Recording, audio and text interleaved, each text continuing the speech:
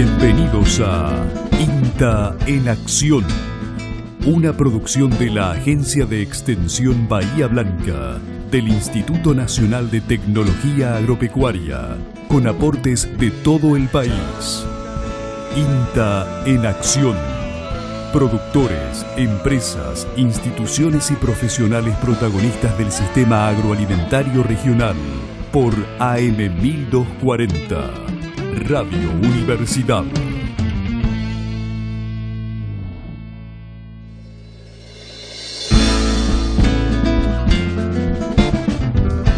Muy buenos días, bienvenidos a INTA en Acción, nuevamente aquí 10 de la mañana, día sábado, para compartir juntos una nueva hora, para acompañarlos en donde estén, en la radio, en el campo, en la casa, en el trabajo.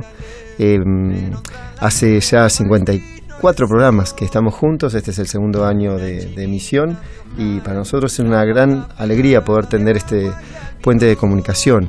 Hoy queremos compartir con ustedes una alegría. Hemos presentado, nos han dado la oportunidad en el Congreso Internacional de Extensión que va a tener lugar en Chile, de contarles a los que asistan sobre este programa INTA en Acción. Y lo hemos titulado o hemos resumido este programa, les cuento, como un espacio de comunicación y acción para generar encuentros, superar la brecha y avanzar hacia el desarrollo sostenible.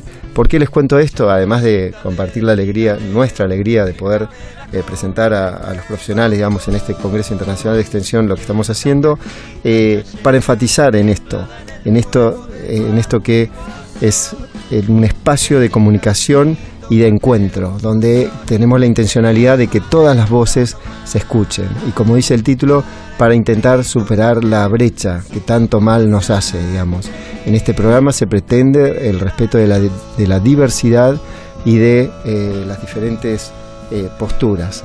En el mismo programa lo podrán comprobar, tenemos durante esta hora corrientes desde un lado, desde otro y todas las corrientes. Entonces, con muchísima alegría por esto que nos ha ocurrido, damos lugar a nuestro programa y el programa de ustedes, INTA en Acción.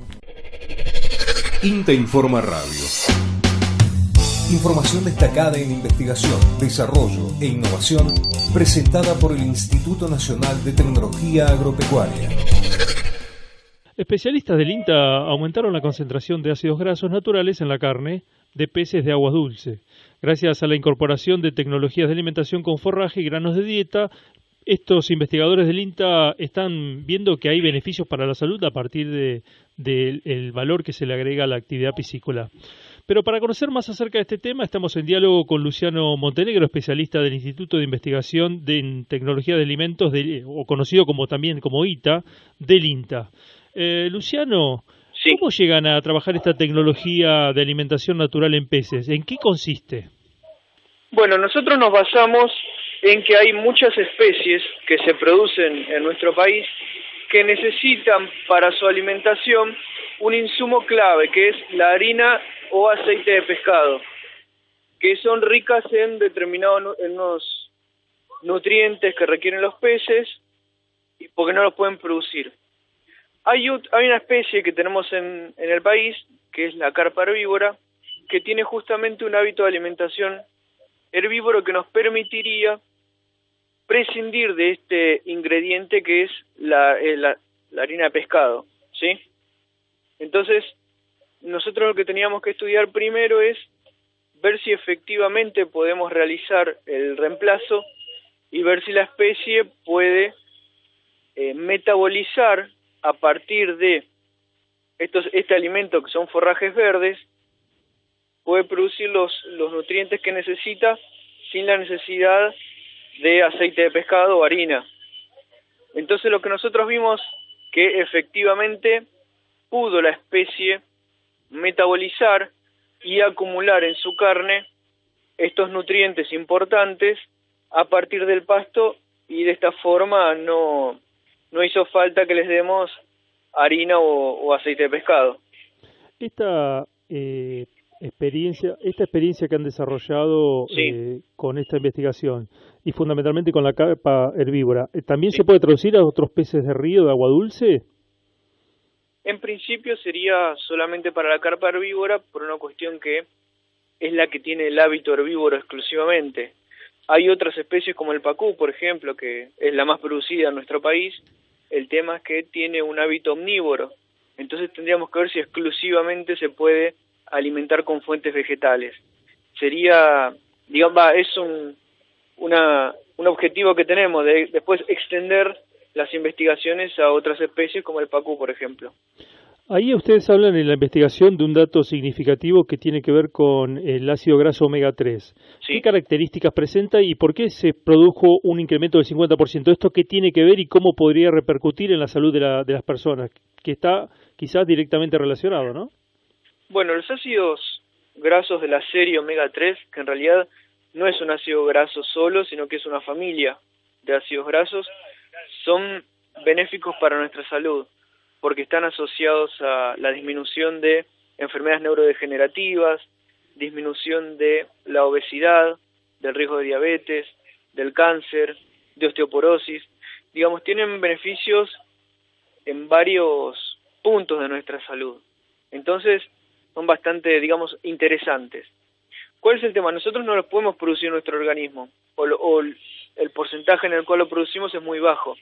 Por lo tanto, necesitamos ingerirlos a partir de los alimentos. Es por eso que nosotros, mediante la alimentación, conseguimos en las carpas, como vos bien dijiste, aumentar en un 50% aproximadamente el contenido de ácidos grasos omega 3, con lo cual esto representaría que para los consumidores de esta carne podría haber beneficios en su salud por una cuestión de aumentar el consumo. Por ejemplo, la FAO recomienda un consumo de 200 miligramos por día de estos ácidos omega 3. La carne de las carpas que obtuvimos nosotros, un filete, por ejemplo, 150 gramos, estaría aportando la mitad de la dosis diaria recomendada, con lo cual es un dato bastante interesante. ¿Cuál ha sido ahí la respuesta de los productores de la región en torno a que producen o trabajan en esta producción de piscícola y que en definitiva tienen interés también de llegar a un mercado mucho más amplio con este nuevo agregado de valor que se le hace a través de la alimentación a los peces? Bueno, nosotros las investigaciones que estamos realizando en realidad están a escala experimental y de laboratorio. Es decir, que todavía no fue difundida a los productores, porque lo que estamos viendo es repetir de nuevo los ensayos y ver, digamos, la escala experimental, como te contaba. El paso siguiente sería ya empezar a difundirlo y ver cómo los productores pueden adquirir esta tecnología y si les resulta también de acuerdo al contexto productivo de cada uno, ¿no? Muy bien, Luciano, te agradecemos la comunicación y seguramente en un tiempo por delante estaremos comunicándonos para saber un poco más acerca de esta investigación, de este trabajo y también esto que señalabas, la transferencia hacia el productor. Gracias. Perfecto, gracias a ustedes. Hablamos con Luciano Montenegro, especialista del Instituto de Investigación en Tecnología de Alimentos, conocido como ITA, del INTA, acerca de cómo lograron aumentar la concentración de ácidos grasos naturales en la carne de peces de agua dulce. INTA Informa Radio. Información destacada en investigación, desarrollo e innovación presentada por el Instituto Nacional de Tecnología Agropecuaria. Agua, como te deseo. El agua es un derecho humano. El Pacto Internacional de Derechos Económicos, Sociales y Culturales señala que para tener una alimentación adecuada se debe garantizar el acceso al agua con fines agrícolas.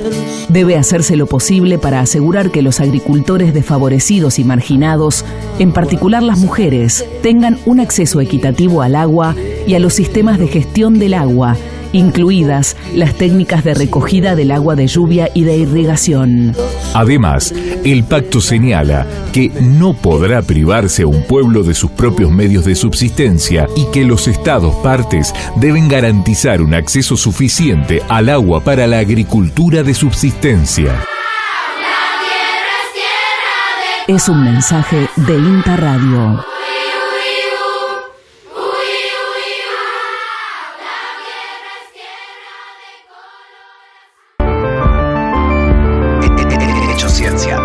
Lo importante son los hechos, dicen todos por ahí.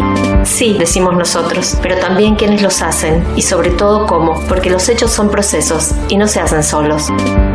Este podcast se bate entre la comunicación y la ciencia para contarte en primera persona para qué sirve y dónde te encontrás cada día con el conocimiento científico del campo en la ciudad. Porque a veces de tan cerca no lo vemos. Hecho Ciencia. En este episodio de Hecho Ciencia conversamos con Ana Molineri. Ana es doctora en Ciencias Veterinarias, especialista en epidemiología e investigadora de CONICET y del INTA Rafaela. En el INTA trabaja en el grupo de sanidad animal. La resistencia antimicrobiana es un mecanismo por el cual las bacterias generan la capacidad de no ser destruidas por los antibióticos. Entonces, de esa manera sobreviven a los tratamientos antibióticos y pueden seguir produciendo enfermedad. El problema de la resistencia antimicrobiana es que es transmisible no solo entre generaciones de la misma bacteria, sino entre bacterias de distintas especies, con lo cual se ha generado un problema porque tanto la resistencia antimicrobiana que se inicia en animales como la que se inicia en el hombre se transmite entre ellas, digamos, entre bacterias que afectan a distintas poblaciones. Esto está generando grandes problemas, sobre todo en la salud humana, en donde se encuentran bacterias multiresistentes que ya no se pueden tratar con ningún tipo de antibióticos. Hace ya muchos años se establecieron ciertos antibióticos para ser usados únicamente como último recurso y eran preservados como tal sin poder ser empleados en ningún otro tipo de tratamiento, tanto para el hombre como para animales. El problema en la actualidad es que están apareciendo bacterias resistentes a estos antibióticos y no existen generación de nuevas moléculas de antibióticos. Es muy lento y muy arduo el trabajo para conseguir nuevos químicos para matar este tipo de bacterias. Se está realizando investigación en eso, pero todavía no hay ninguno nuevo. Porque las bacterias se van modificando con el tiempo, se van adaptando. Ocurre que por parte de los humanos muchas veces nos automedicamos, tomamos antibióticos cuando no es necesario o a dosis que no son las adecuadas y esto colabora con que la bacteria esté en contacto con dosis bajas del antibiótico y vaya modificándose genéticamente para poder resistir el efecto del antibiótico. Desde el punto de vista de los animales, hay muchos antibióticos que son usados como promotores de crecimiento o como tratamientos también de patologías en animales y también se van generando resistencias desde las producciones, digamos, pecuarias. Bueno, la idea es que para poder implementar algún tipo de medida para prevenir el avance de la resistencia antimicrobiana hay que conocer el estado de situación. La idea es cuantificar cuánto se usa de antimicrobianos en las producciones lecheras, sobre todo en esta zona, en el caso de INTA Rafaela, que es una cuenca muy importante. La idea es cuantificar el uso de antimicrobianos y evaluar el grado de resistencia en las bacterias presentes en los campos. Conociendo el estado de base, uno puede plantear cómo mejorar, qué hacer a futuro, cómo disminuir el riesgo de aparición de nuevas resistencias o del traspaso de la resistencia que aparece en animales hacia los humanos. Sobre todo porque son animales productores de alimentos. O sea, la leche la tomamos todos y es muy importante que sea inocua. Me gusta el desafío de poder estudiar un tema que me parece importante, que cambie en algo la vida cotidiana de las personas. Trabajar con animales productores de alimentos me parece súper importante porque el alimento que llega a la mesa, que uno saca en la góndola, tiene todo un proceso previo que por ahí la gente no es consciente y poder tratar de mejorar la calidad de esos alimentos para que sean mejores los que nos llegan, me parece que está muy bueno. Hecho Ciencia. Hecho Ciencia, episodios de comunicación urbano-rural, es un producto de INTA Rafaela, financiado por el gobierno de la provincia de Santa Fe, en el marco de la convocatoria de Proyectos de Comunicación de la Ciencia del 2018 del Ministerio de Ciencia, Tecnología e Innovación Productiva, ASACTEI. ¡Adentro!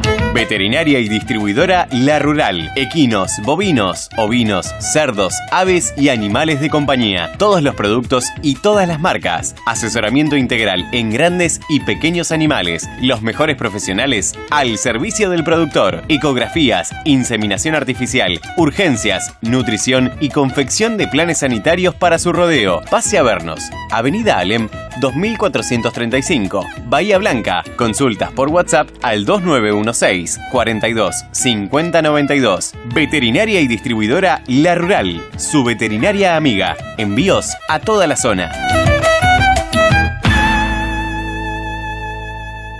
Desde hace varias semanas nos acompaña como panelista y con un segmento sobre sanidad animal Baltasar Rodríguez, que nos atiende directamente desde el campo con útiles recomendaciones respecto de cómo manejar nuestro rodeo.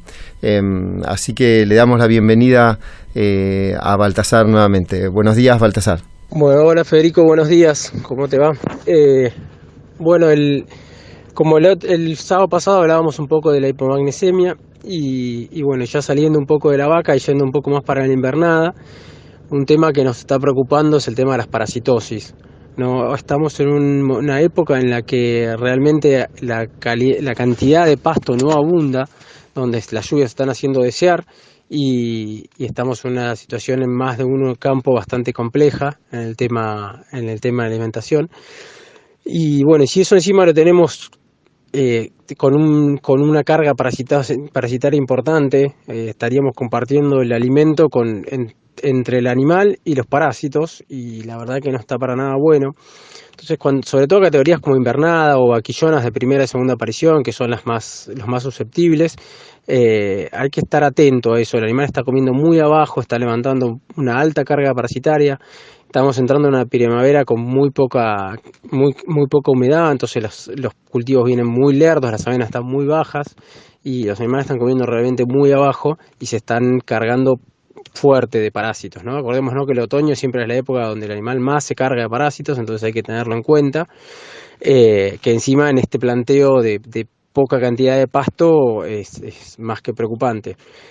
Acordémonos además que hay un tema de la ivermectina, que ya hay resistencia, ya hay muchos casos de resistencia en la zona. Entonces, acordémonos de mover los antiparasitarios, ¿no? El principio activo de la ivermectina no es el mismo que los mal llamados lechosos, porque en su momento eran orales y eran blancos. Los lechosos son la familia de los benzimidazoles, albendazol, febendazol, que es una variante. Son antiparasitarios más viejos, no los estarían controlando parásitos externos. No tienen el poder residual que tiene la ivermectina, o sea, ¿qué quiere decir esto? Que nosotros vamos a tener el efecto antiparasitario va a durar 2 o 3 días. Entonces, lo interesante cuando usamos estos productos es cambiar de potrero, ¿no? Si volvemos al mismo potrero que tiene un montón de huevos en la pastura, el animal a los 3 días está levantando huevos y está cargando parásitos otra vez. Entonces, en los momentos estratégicos donde nosotros sabemos que estamos entrando a un potrero limpio, a un potrero nuevo, como puede ser un verdeo, como puede ser un potrero que hace mucho que no tiene hacienda, está bueno para usar un benzimidazol y tratar de cortarle esa resistencia a la ivermectina que está apareciendo bastante. ¿Qué pasa? A ver, cuando nosotros tenemos una resistencia al glifosato, pasamos por el lote y vemos que los suyos no se murieron. Cuando nosotros tenemos una resistencia al antiparasitario, no nos enteramos hasta que los animales empiezan a venir abajo y nos quemamos la cabeza pensando en qué puede ser porque ya desparasitamos. Entonces parásitos no puede ser, aunque tenga toda la sintomatología. Y bueno, y resultó que que los parásitos están ahí porque no los matamos y no nos enteramos si no hacemos un HPG. ¿Tá? Es una muy buena herramienta por ahí hacer los HPG y ver la condición, la carga parasitaria que tenemos en el campo, a ver si justifica el encierre para desparasitar o no. Más allá que es una época y un momento en el que sería altamente recomendable, ¿no? Por todas las características del cómo viene el clima y cómo viene la oferta forrajera en general. Bueno, a su vez, por ahí esos terneritos que vienen más chicos y un poquito más sufridos, podríamos aprovechar la desparasitada y darle algún suplemento vitamínico, que bueno, que vamos, para hablar de suplementos por ahí lo dejamos para la próxima, así no te lo hago tan largo, pero bueno, Fede, que tengan muy lindo programa y que un buen fin de semana para todos. Hasta luego. Estás escuchando INTA en Acción. Una producción de la Agencia de Extensión Bahía Blanca, del Instituto Nacional de Tecnología Agropecuaria, con aportes de todo el país. INTA en Acción, por AM 1240, Radio Universidad.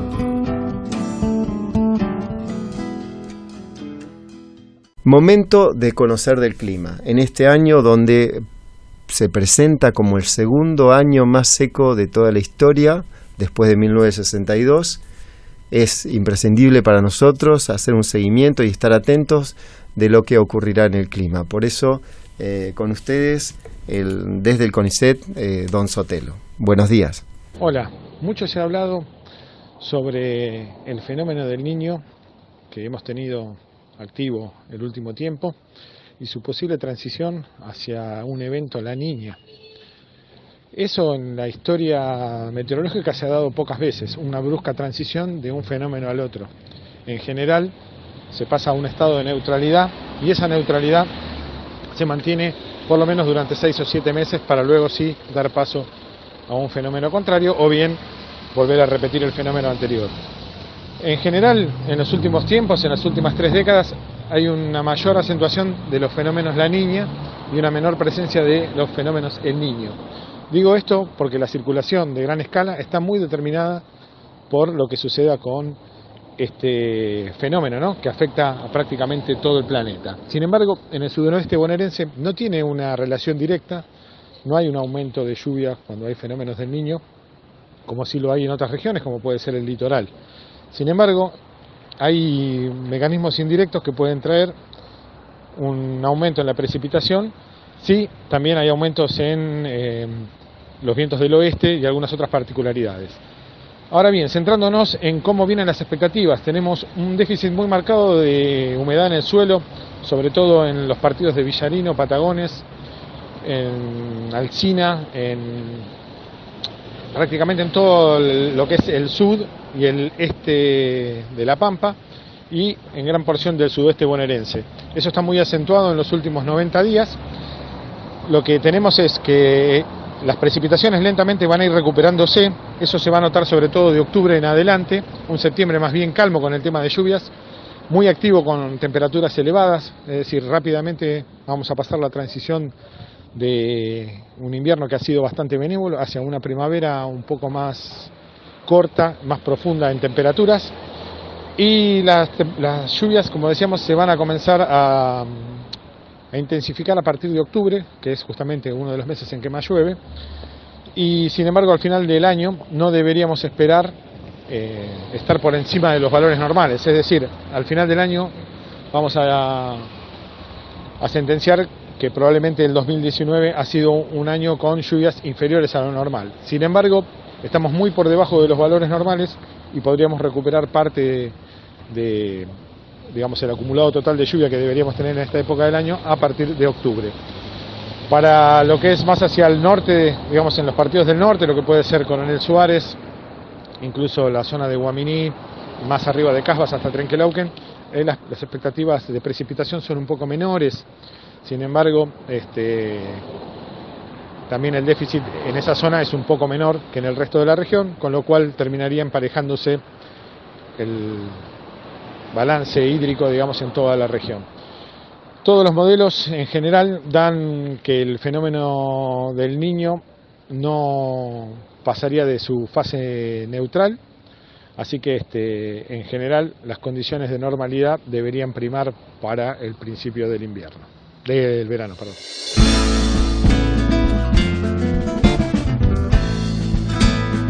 Bueno, y en lo que sigue en el programa vamos a estar conociendo y conversando con un profesional respecto de un curso, de una capacitación que se ha dado en algo que hace tiempo venimos haciendo un seguimiento por parte del INTA Bordenave en cuanto a carne a pasto, y en este caso sería sobre las características genéticas que acompañan un animal criado a pasto. Por eso vamos a estar conversando con Narváez Martín. ¿Cómo andas, Martín?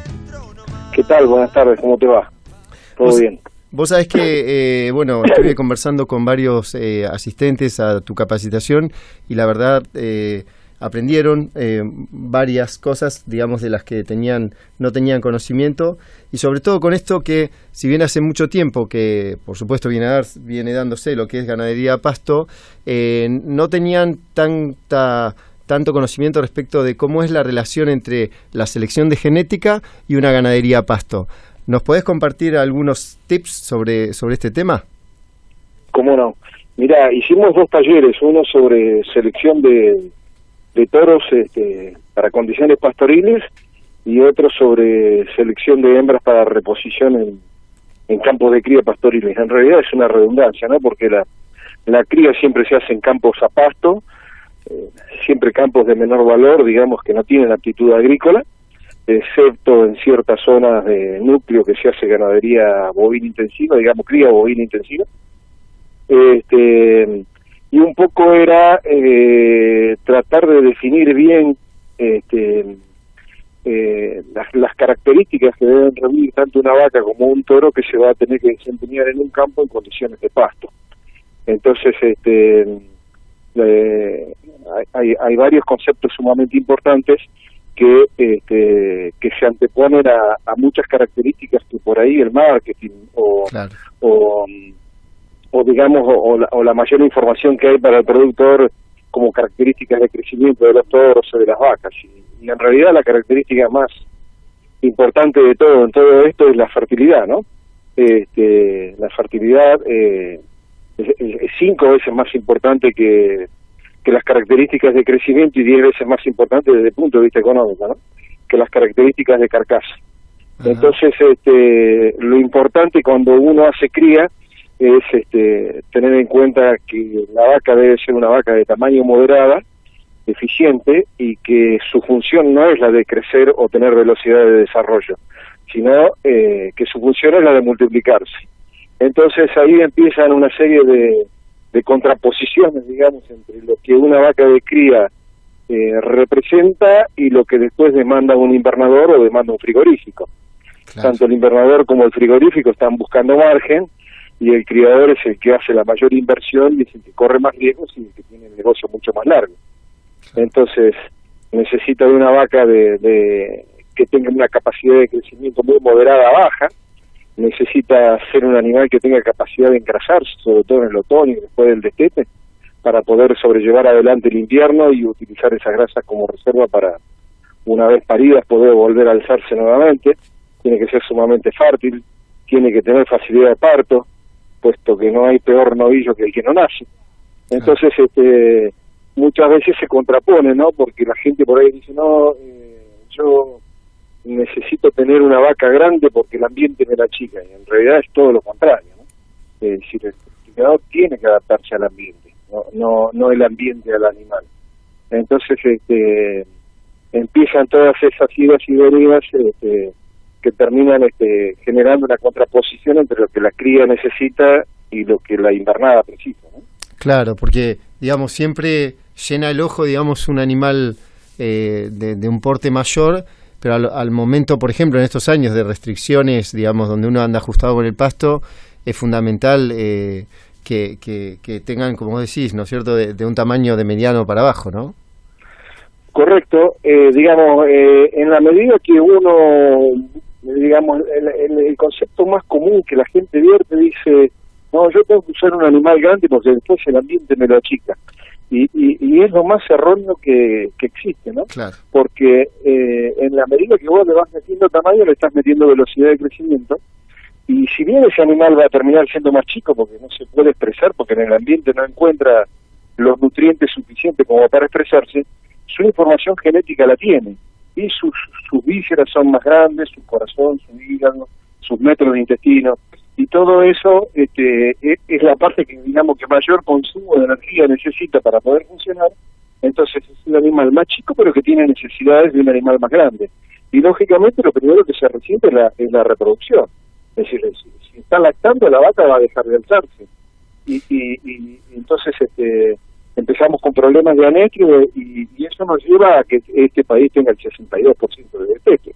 También, pensando en el sistema, vi que mencionabas la cuestión de la precocidad en la pubertad de las hijas, ¿no es cierto?, como parte también Correcto. De la selección. ¿Eso sí. ¿Por qué? es sumamente importante porque las líneas con menor edad a la pubertad o más precoces llegan a tener prácticamente en su vida productiva 1,2 celos más, y eso representa casi un parto más en su vida productiva. Es decir, cuanto más precocidad hay, tenemos más posibilidades de sacarle una cría más en la vida productiva de esa vaca. Claro. Y eso tiene relación también con la capacidad de deposición de grasa. Las líneas que tienen capacidad de deponer grasa tienen mejores resultados de procreo que las líneas magras. Digamos que lo importante es que tenga muy buena capacidad corporal, que tenga muy buen ancho de grupa, y no necesariamente tiene que ser alto, porque en la medida que nosotros buscamos tamaño, buscamos crecimiento, empezamos a digamos, en genética el progreso es muy lento, y hay muchas correlaciones, y a veces esas correlaciones no son positivas. Claro. Entonces muchas veces para lograr algo hay que sacrificar otras cosas. Entonces el criador tiene que pensar básicamente en primer lugar en la hembra que él tiene que utilizar para reponer sus propios dientes. Y si después quiere buscar un ternero mucho más pesado, siempre tiene la opción de usar toros de mayor crecimiento o utilizar toros de otras razas para hacer cruzamientos. Pero siempre su reposición tiene que ser muy objetiva desde el punto de vista de las necesidades del criador y no desde las necesidades del internador. Muy bien, Martín, fuiste muy claro, y creo que para muchos productores que nos están escuchando realmente ha sido novedoso lo que planteaste y muy importante, sobre todo en estos años donde hay que ser muy certeros en lo que uno hace en el campo frente a las restricciones forrajeras, sobre todo, ¿no? Bueno, Martín, muchas gracias. Bueno, muchas gracias a ustedes. Hasta luego, un abrazo. Cuidar el suelo es cuidar la vida. El 95% de los alimentos que consumimos provienen del suelo, donde encontramos la mayor cantidad de especies del mundo. En los últimos años, el suelo fue degradándose por un uso agrícola inadecuado. En Argentina, los suelos con erosión se duplicaron en los últimos años, pero existen prácticas agrícolas para cultivar que ayudan a proteger el suelo. La siembra directa es una práctica que consiste en sembrar un cultivo sobre los residuos o rastrojos del cultivo anterior. Cuando se la combina con la rotación de cultivos, se aprovechan mejor los nutrientes del suelo y se mejora la fertilidad. Patricia Carfaño, Instituto de Suelos del INTA. La siembra directa tuvo un fuerte impacto sobre la erosión hídrica, ya que es un sistema que siembra sobre los residuos de la cosecha anterior, con lo cual estos quedan en superficie protegiendo el suelo de los procesos de erosión. Entonces, al estar los residuos de cosecha sobre superficie, las gotas de lluvias no impactan directamente sobre el suelo, sino que pegan sobre los residuos. Y entonces ahí la siembra directa tiene un efecto de protección, siempre que esté asociada a la rotación de cultivos.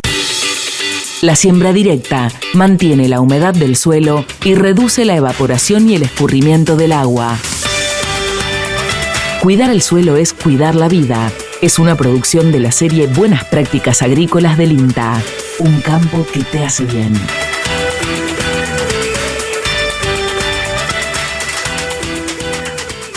En ese segmento, que es vinculado con las energías renovables, donde los alumnos de la Cátedra de Energía Renovable tienen la oportunidad de expresar ideas y opiniones, vamos a dar lugar a Camila Lafitte, que nos trae un tema bastante fuerte, digamos. Son sus consideraciones y, como dijimos al principio del programa, es un programa plural. Invitamos a que escuchen lo que tiene para compartir con nosotros. Buenos días, Camila. Como todas las semanas, la licenciada Soledad Carrasco nos acompaña actualizando los indicadores económicos, tanto agrícolas como ganaderos, y como siempre decimos, más en estos momentos de inestabilidad económica y donde hay que ser muy ciertos, muy certeros en cuanto a cómo invertir y qué decisiones económicas tomar. Nos parece muy importante este segmento para compartir con ustedes. Adelante, Soledad. Hola, Federico. Bueno, comenzamos el espacio de economía de esta semana con los valores del mercado ganadero. Vamos a presentar los precios pagados en remate en la consignataria Victory. Para terneros de 160 a 180 kilos se pagó 82,50 pesos por kilo. Para terneros de 180 a 200 kilos se pagó 79,20 pesos por kilo. Para novillito de 200 a 220 kilos se pagó 75,80 pesos por kilo. Para novillito de 230 a 250 kilos se pagó 72,80 pesos por kilo. En lo referido a hembras, los precios fueron: para terneras de 150 a 170 kilos se pagó 76,50 pesos por kilo. Para vaquillonas de 200 a 220 kilos se pagó 71,60 pesos por kilo. Para vaquillonas de 200 kilos se pagó 62 pesos por kilo. Con respecto a los vientres, la vaca con garantía de preñez nueva se pagó 28.000 pesos y la vaca medio uso vacía se pagó 44 pesos por kilo. El valor del índice de arrendamiento de esta semana presentó un precio de 71,16 pesos. Con respecto al gordo, en el mercado de Liniers, el novillo entre 400 y 520 kilos registra un valor de 71,20 pesos por kilo. Ambos indicadores han tenido un importante incremento del 18% en la última semana, aumentando su valor en casi 10 pesos. La relación ternero-novillo esta semana presentó un valor de 1,17 kilos de novillo gordo para adquirir 1 kilo de ternero. La relación maíz-novillo presentó un valor de 115 kilos de novillo gordo para adquirir 1 tonelada de grano. Esta semana analizaremos el importante incremento general del valor de la hacienda en pie. Esto se debió a la importante devaluación de hasta un 25% del peso argentino en la última semana. Frente a esta situación, la oferta de hacienda se redujo en un 30% debido a que los productores aguardan a que el valor de la divisa se estabilice para continuar comercializando su ganado. Los precios pagados en los últimos días se incrementaron en un 18% en promedio para todas las categorías de hacienda. Bueno, con respecto a los principales cereales comercializados en nuestra región, el trigo para enero 2020 cotiza $168 la tonelada y la cebada presenta un valor de $130 para el disponible. Por otro lado, el sorgo disponible cotiza $155 la tonelada y con respecto al maíz para julio 2020, su valor es de $135. Tanto el trigo como el maíz presentaron una marcada disminución en sus precios en estos días, pagándose los mismos entre 8 y $12 menos que la semana pasada. En cambio, el sorgo incrementó su valor en $5 en los últimos días. Bueno, Federico, eso es todo por hoy. Nos encontramos nuevamente el próximo sábado. Victory Ercaste, Sociedad Anónima, consignataria de Hacienda, remates, feria por internet y campos. Cuyo 855, Bahía Blanca, teléfono 0291-488-8815, www.edgardovictory.com.ar. Cuidar el suelo es cuidar la vida. El 95% de los alimentos que consumimos provienen del suelo, donde encontramos la mayor cantidad de especies del mundo. En los últimos años, el suelo fue degradándose por un uso agrícola inadecuado. En Argentina, los suelos con erosión se duplicaron en los últimos años, pero existen prácticas agrícolas para cultivar que ayudan a proteger el suelo. La siembra directa es una práctica que consiste en sembrar un cultivo sobre los residuos o rastrojos del cultivo anterior. Cuando se la combina con la rotación de cultivos, se aprovechan mejor los nutrientes del suelo y se mejora la fertilidad. Patricia Carfaño, Instituto de Suelos del INTA. La siembra directa tuvo un fuerte impacto sobre la erosión hídrica, ya que es un sistema que siembra sobre los residuos de la cosecha anterior, con lo cual estos quedan en superficie protegiendo el suelo de los procesos de erosión. Entonces, al estar los residuos de cosecha sobre superficie, las gotas de lluvias no impactan directamente sobre el suelo, sino que pegan sobre los residuos. Y entonces ahí la siembra directa tiene un efecto de protección, siempre que esté asociada a la rotación de cultivos. La siembra directa mantiene la humedad del suelo y reduce la evaporación y el escurrimiento del agua. Cuidar el suelo es cuidar la vida. Es una producción de la serie Buenas Prácticas Agrícolas del INTA. Un campo que te hace bien.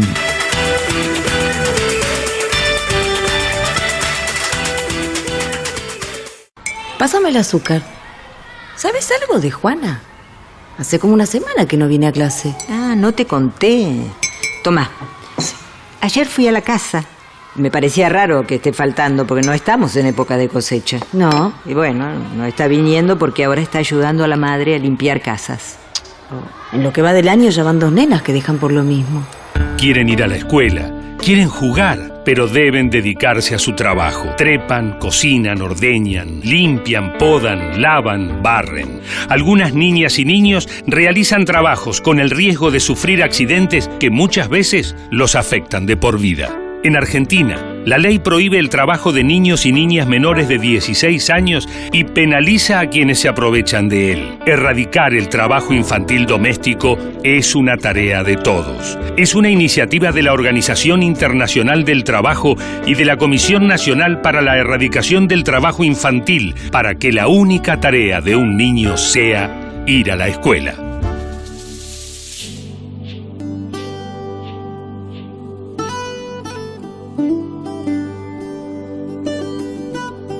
Hola Fede y a todos los oyentes, nos volvemos a encontrar una vez más. Hoy vamos a hablar de biodiversidad, que bueno, como todos sabemos, es toda la riqueza de especies que existe sobre el planeta. Y es muy importante, son muy importantes porque aporta servicios ecológicos relacionados con las funciones de los ecosistemas, como la regularización del clima, la fijación de dióxido de carbono, la recuperación de la fertilidad del suelo, tanto nos preocupa, la amortiguación de las inundaciones, la descomposición de residuos. También brinda un aporte clave para mantener la variedad de recursos genéticos de cultivo. Como sabemos, cualquier ser vivo es indispensable para la vida de todos los demás. Y todos cumplen un ciclo ecológico. Si vos implantás una especie en otro lugar, una especie del Ecuador, en un lugar del sur, ella no va a poder subsistir ahí. Y también cambia el ciclo ecológico. Entonces, la Tierra cumple un funcionamiento vital y un ciclo ecológico vital y tan importante para nuestra vida y la vida de todos los seres vivos. Bueno, la superficie forestal en Argentina ocupa 33 millones de hectáreas de monte nativo. Eso es muy importante saberlo. Y 1 millón de hectáreas aproximadamente de monte implantado. Se caracterizan por su gran densidad, y por tener pocos ejemplares de la misma especie por hectárea. Eso también es súper importante. Tenemos una diversidad de especies increíblemente en Argentina. Pero tenemos que saber que se encuentra en emergencia forestal actualmente. En 2018, el año pasado, el 36% de los montes fueron en Santiago del Estero, Chaco, Formosa y Salta, en el norte, como siempre nos hemos enterado, en el que se concentran el 80% de la desaparición de estos ecosistemas. Y fue en bosques nativos que están legalmente protegidos por su alto valor de conservación. Miren qué importante es esto. A pesar de que tenemos leyes de protección de bosques, la tasa de deforestación en los últimos 10 años ha sido muy alta, debido a la expansión de la frontera agrícola, ganadera. Por eso, también por el tema de la producción de limones, se están implantando muchas. muchas hectáreas que anteriormente han sido bosque. En 7 años en la provincia de Córdoba, el monocultivo hizo desaparecer el 30 o el 37 aproximadamente % de bosque. Tenemos una ley 26.337 de presupuestos mínimos de protección ambiental que nos ampara de los bosques nativos. Y a estos los clasifica en 3 categorías: roja, amarilla y verde, que indican su importancia natural y si se puede o no desmontar o transformar de alguna manera. Y en caso de hacerlo, se debe recuperar. O sea, que si sucede algo, si sucede un impacto ambiental negativo, eso hay que recomponerlo, sea como sea. Se desmonta, bueno, hay que reforestar, por ejemplo. Y la provincia debe actualizar ese ordenamiento territorial de bosques nativos cada 5 años. En la actualidad en Córdoba hay 3% de bosque y actualmente se está haciendo una autovía por el medio de uno de ellos, entre las laderas, y eso se encuentra en zona roja, pero lo están haciendo igual, donde allí todas las especies se están perdiendo. Han habido protestas para que no se haga dicha obra, pero igual ya la están haciendo y no sé si no la terminar. Es importante saber eso, que no le dan mucha importancia, le están dando mucha importancia a los impactos negativos que puede llegar a tener, pero bueno, nada. La tasa de extinción se ha acelerado en 1000 veces en estos últimos tiempos, al demostrar indiscriminadamente todo lo que tiene vida desaparece. Es así. Los hábitats naturales van desapareciendo y se van transformando en islas con poblaciones más pequeñas, por lo que tienden a desaparecer periódicamente. A nivel internacional hay una preocupación por la desaparición de las abejas. Esto es debido al uso de agroquímicos y al cambio climático, y también lo podemos relacionar con la pérdida de ambientes naturales para la abeja, obviamente. Las abejas nativas se llaman Yahtei, que son las adaptadas a las flores de las especies nativas. No sé si las han visto, son más chiquititas que la más conocida, que es la Apis mellifera, que no es nativa, sino que la traemos de Europa. Pero tenemos una, y son las encargadas de la polinización, o sea, de producir más semillas. Son las bases del ecosistema, estos animales polinizadores, que que además de la abeja tenemos variedad de otros insectos que se encargan de la polinización, y también aves. Son la genética del bosque, son muy importantes estos insectos. Entonces debemos de disminuir el consumo agroquímico, y bueno, el cambio climático hay que ir, tiene que ir desapareciendo, ¿no? Aunque es natural, ¿no? Pero bueno, nosotros lo estamos acelerando mucho más. Los agrotóxicos producen la muerte de la biodiversidad, rompen el equilibrio, degradan el suelo y un montón de cosas más. Estamos sometidos a una sociedad capitalista, que lo único que hacen es destrozar la conciencia colectiva, el pensamiento. Vivimos con el pensamiento de que vivimos del dinero y no del agua y del suelo y el aire. El dinero produce una ceguera política económica respecto de cuáles son los nutrientes y las fuentes materiales científicas de la vida. El humano en estos últimos años ha puesto en crisis todo el sistema de vida. Destruimos la fuente y los medios principales de vida.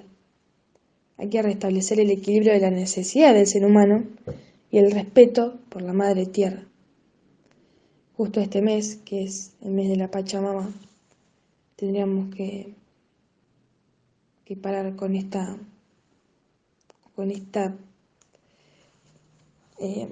destrucción del suelo, ¿no? Que es lo que nos da todo la madre tierra.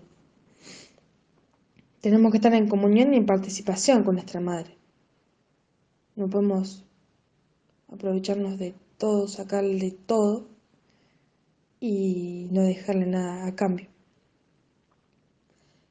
La democracia también, yo hoy hablaba de las protestas que se están haciendo en Córdoba por la desaparición de estos bosques debido a la obra esta que están haciendo.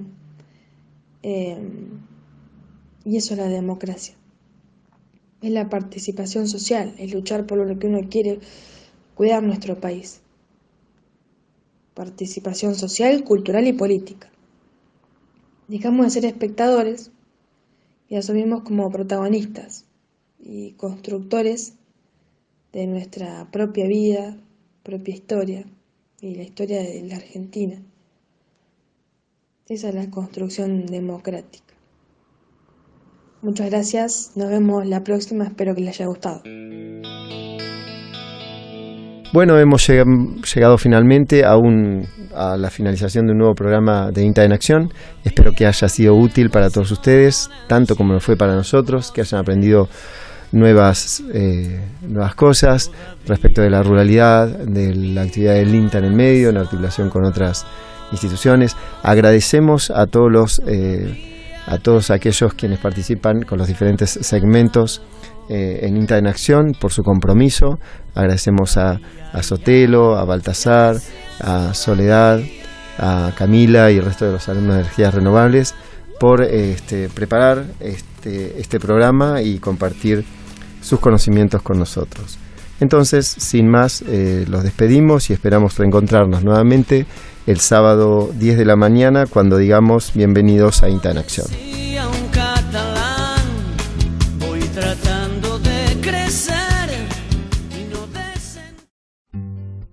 Esto fue INTA en Acción, una producción de la Agencia de Extensión Bahía Blanca del Instituto Nacional de Tecnología Agropecuaria. La actualidad de productores, empresas, instituciones y profesionales protagonistas del sistema agroalimentario regional y nacional vuelve el próximo sábado a las 12 por AM 1240, Radio Universidad.